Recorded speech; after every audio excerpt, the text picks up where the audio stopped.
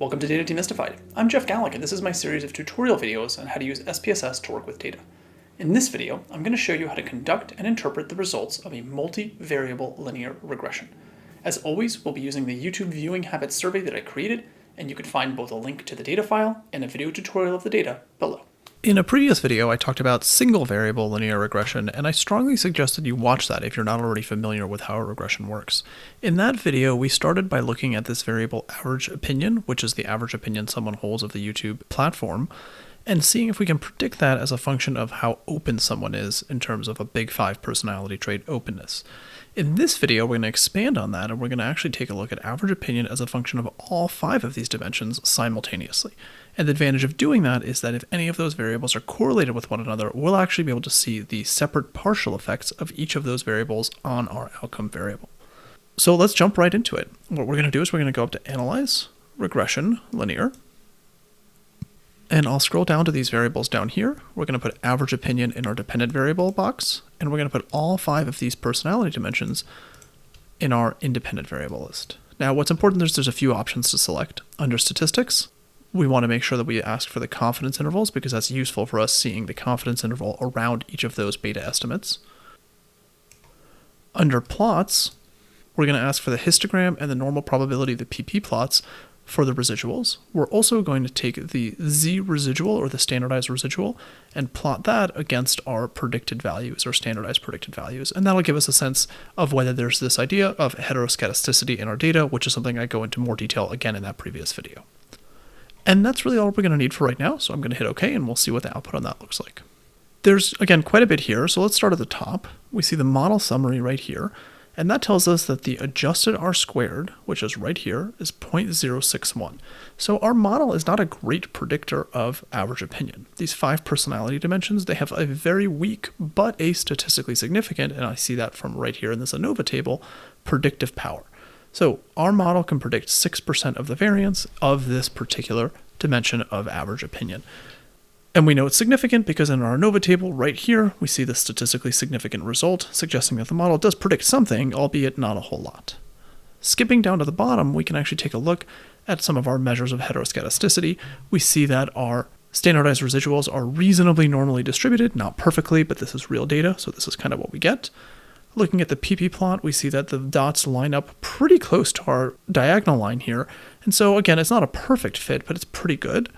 And then finally, when we look at our standardized residuals plotted against our standardized predicted values, what we're looking for is if there's any correlation here. And it looks like there's a little bit, right? We have this downward slope here, but it's pretty weak. I would say that if there is heteroskedasticity in this data, it is minor at best.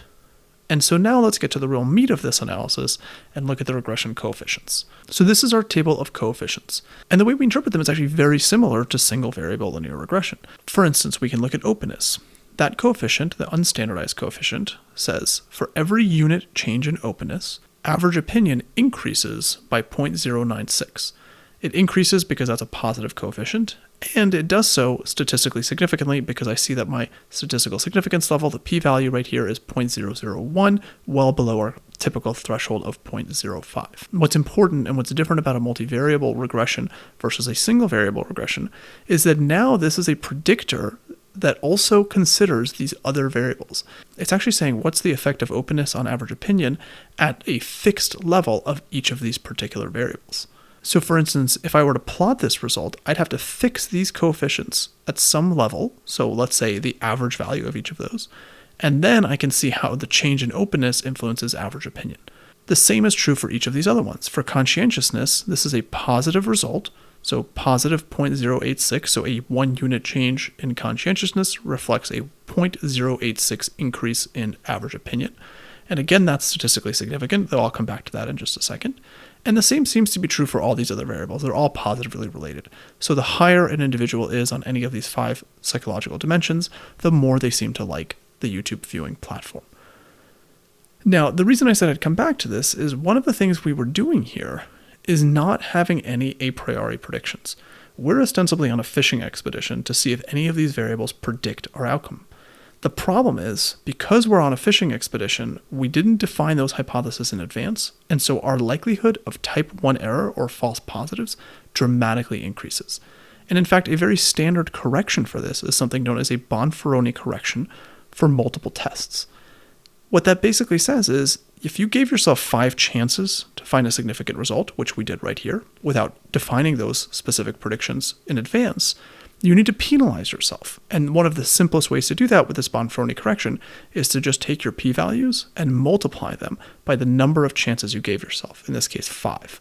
So if you were just manually to multiply each of these by 5, we see that some of those significance levels would actually go above our conventional threshold of 0.05. In fact, the ones for conscientiousness, extroversion, and neuroticism would, which means we would not have enough confidence to reject the null hypothesis that those beta coefficients for those 3 variables are not 0. We would still feel fairly confident about the coefficients for openness and for agreeableness, because even when I multiply those 2 values by 5, which is the number of chances I had, I still get a statistically significant result, meaning it's below 0.05.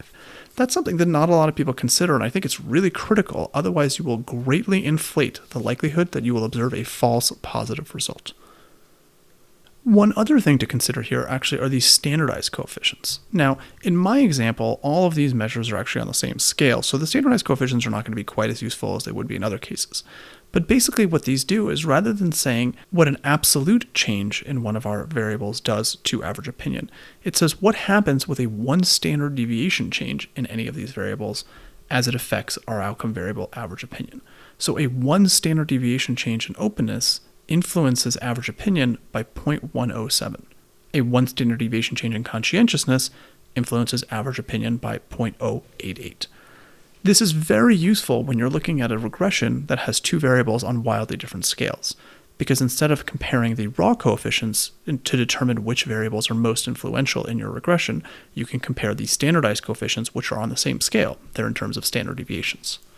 That's really it for doing a multivariable regression. Again, I suggest you go back to the single variable regression if you want to get a little bit more depth, especially on how to interpret some of those measures of heteroskedasticity. It's also worth pointing out that there's a strong suggestion by many to center your variables, and that's something that I'll talk about in the next videos where we talk about statistical interactions in our regression, where centering is really quite important. For the purposes of understanding the relationship between a variable and its outcome, you actually don't need to center. You can use the raw values here, and that would be just fine. And so that's it. Regression, especially multivariable regression like this, is a very powerful tool for us to build models that can predict single variables with a larger number of predictor variables or independent variables. That's it for this video. I hope you found this useful, and if you have any questions, please comment below, and I'll be sure to reply as quickly as I can. Aside from these tutorials, I'm on a mission to equip everyone with the information they need to thrive in our data-rich world. If you'd like to learn not just the mechanics of analysis, which these video tutorials focus on, but also learn the intuition behind the analysis you're performing, I strongly suggest you check out the other intuition-focused videos on this channel where I take the jargon out of statistics and data science and help you build a deep, intuitive understanding behind all the analysis that you're performing. I'll put a link below to a playlist of the videos that focus on just this. Finally, please take a moment to like the video, subscribe to this channel, and click that little bell icon so that you don't miss out on any new content that I put out. Thanks for watching.